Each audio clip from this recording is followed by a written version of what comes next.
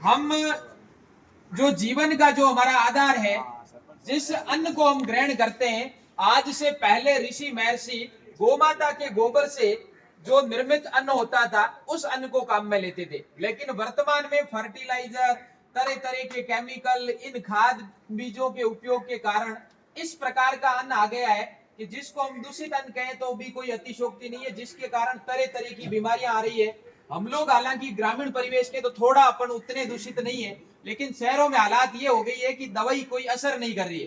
तो उसके लिए जरूरी है कि जैविक कृषि की ओर बढ़ावा दिया जा रहा है। जैविक कृषि का मतलब है कि बिना कोई केमिकल डाले, बिना कोई फर्टिलाइजर डाले, गोमाता के गोबर से अन्न उपजाया जाए और उस अन्न को यदि व्यक्ति भोजन के रूप में ग्रहण करेगा तो वो स्वस्थ रह सकता है। ये जो देसी गौमाता है इसकी कद्र धीरे धीरे कम हो रही है। इसलिए विभिन्न स्वयंसेवी संगठनों ने, समाज सेवी संगठनों ने, संत महात्माओं ने और विभिन्न एनजीओ ने मिलकर के, और आप जैसे जो युवा पीढ़ी बैठी है, इस युवा पीढ़ी को गो संरक्षण संवर्धन के लिए तैयार करना। आने वाले समय में आप हो सकता है कोई प्रशासनिक अधिकारी बनेंगे, कोई कलेक्टर बनेंगे, कोई एसडीएम बनेंगे, कोई डॉक्टर इंजीनियर बनेंगे, तो आप गो माता के संरक्षण संवर्धन में बढ़ चढ़ करके भाग ले सके। गो हत्या के लिए कोई गो माता को यदि ट्रक भर करके ले जा रहे हैं तो उन कसाईयों को आप लोग सजा दे सके, या अपने कहीं गोचर पर किसी ने अधिग्रहण कर लिया है तो वो गोचर आप छुड़वा सके। इसलिए इस परीक्षा का उद्देश्य है कि भारत में निवास करने वाला प्रत्येक विद्यार्थी इस परीक्षा से जुड़ करके गो संरक्षण संवर्धन में हमेशा तत्पर रहे। प्राचीन काल रहा है कि हम जिन देवी देवताओं की पूजा करते हैं वो स्वयं देवी देवता गौ माता की पूजा करते थे, यानी इष्ट की भी महा इष्ट गौ माता है। हम यदि किसी एक मंदिर में जाकर के पूजा अर्चना करते हैं, हनुमान जी को प्रसाद चढ़ाते हैं या तेजा जी को प्रसाद चढ़ाते हैं, जाम्बो जी को प्रसाद चढ़ाते हैं, तो एक देवी देवता प्रसन्न होते हैं। परंतु यदि हम गोमाता को भाव से गुड़ रोटी खिला करके परिक्रमा कर ले तो एक साथ 33 कोटि देवी देवताओं, ऋषि महर्षियों का पुण्य फल प्राप्त होता है। और यदि भाव से गोमाता की परिक्रमा करके और हम चाहे परीक्षा देने जाएं या कोई भी शुभ कार्य के लिए जाएं तो वो कार्य मंगल होता है।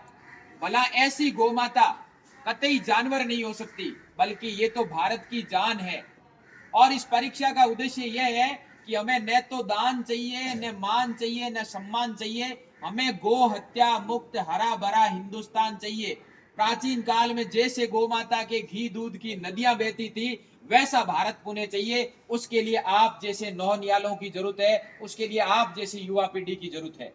भगवान कृष्ण नंगे पांव गया चराने के लिए जाते थे, तेजा जी ने गोमाता के लिए बलिदान दे दिया।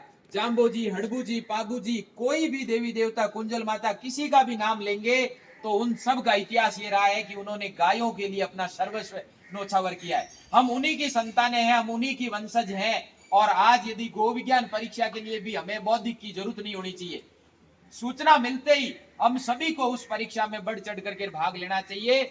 आप इतने से अंदाज लगा लीजिए कि आदमी जिसने हवाई जहाज बना दी, आदमी जिसने कंप्यूटर बना दिया, आदमी जिसने मोबाइल बना दिया, उसको भी यदि हम बढ़िया से बढ़िया देसी घी खिला दें, बढ़िया से बढ़िया बिस्लरी पानी पिला दें, तो भी उस व्यक्ति का जहां मूत्र होता है आदमी दूर भागता है, उस जगह को अपवित्र मानते हैं। और गोमाता ऐसा प्राणी है जिनके गोमूत्र से अपवित्र जगह पवित्र हो जाती है। गोबर के लेपन से अशुद्ध जगह शुद्ध हो जाती है। जहां परमाणु विस्फोट का खतरा होता है वहां पर भी गाय का गोबर का लेपन कर दिया जाए तो वो विस्फोट का खतरा दूर हो जाता है। भला ऐसे गोबर जहां लेपन से लक्ष्मी माँ का निवास होता है, जहां गोमूत्र में गंगा का निवास माना गया है, जिस प्राणी का गोमूत्र और गोबर इतना पवित्र है वो प्राणी भला पशु नहीं हो सकता, उस प्राणी को काटा नहीं जा सकता। उस प्राणी के लिए श्रद्धा से हमारा जितना भी मान सम्मान से सर झुके उतना ही कम है। यदि श्रद्धा और भाव से यदि हम गाय को मां मान लेंगे तो आप जो लक्ष्य लेोगे उस लक्ष्य की पूर्ति करने में कोई रोकने वाला नहीं है। क्योंकि गौ माता के लिए आप यदि एक कदम उठाओगे तो गौ माता आपके लिए 1000 कदम उठाएगी।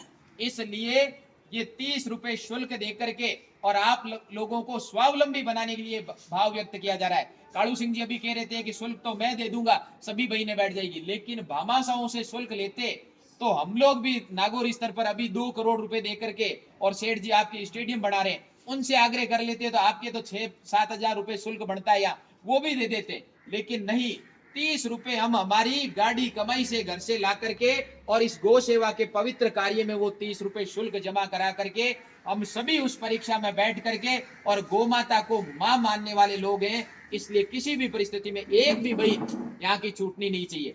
सभी बहनें इस परीक्षा में भाग लेगी। मैं आप सबके उज्जवल भविष्य की कामना करते हुए ईश्वर से, गौ माता से प्रार्थना करता हूं कि आप दिन दुनी रात चौगुनी उन्नति करें, हमेशा स्वस्थ रहें, अपने परिवार का नाम रोशन करें, विद्यालय का नाम रोशन करें और इस राष्ट्र को शक्तिशाली राष्ट्र बनाने में महारानी झांसी, महारानी लक्ष्मीबाई की तरह आप सबका योगदान मिले।